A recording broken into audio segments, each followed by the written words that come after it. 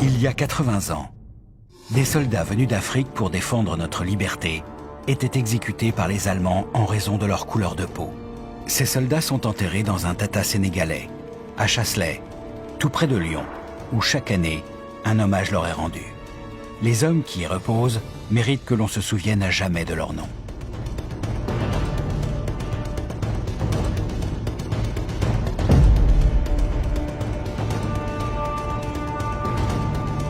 Dès le début de la Seconde Guerre mondiale, la France mobilise les troupes coloniales.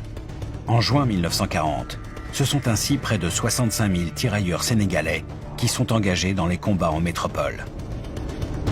Le 17 juin, le maréchal Pétain, tout juste nommé président du Conseil, s'adresse aux Français et annonce qu'il faut cesser le combat.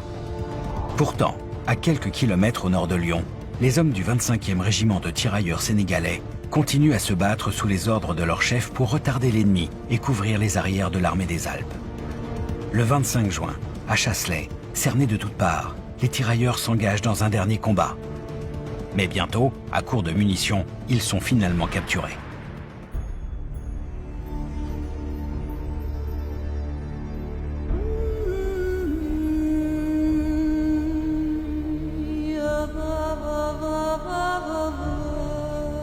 Ivres d'une haine raciste attisée par la propagande nazie, les soldats allemands conduisent les tirailleurs et leurs officiers dans un champ. Puis, après avoir séparé blancs et noirs, ils massacrent ces derniers qui tombent sous les balles des mitrailleuses des Panzers. Dès le lendemain, les habitants de la région, horrifiés, inhument les corps des défunts et recueillent les survivants ayant échappé à la tuerie.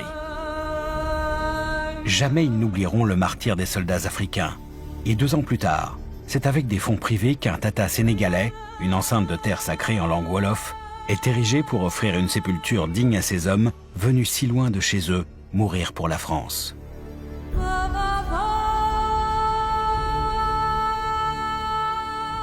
Ce bout d'Afrique en terre lyonnaise, où reposent près de 200 soldats africains, est un patrimoine unique.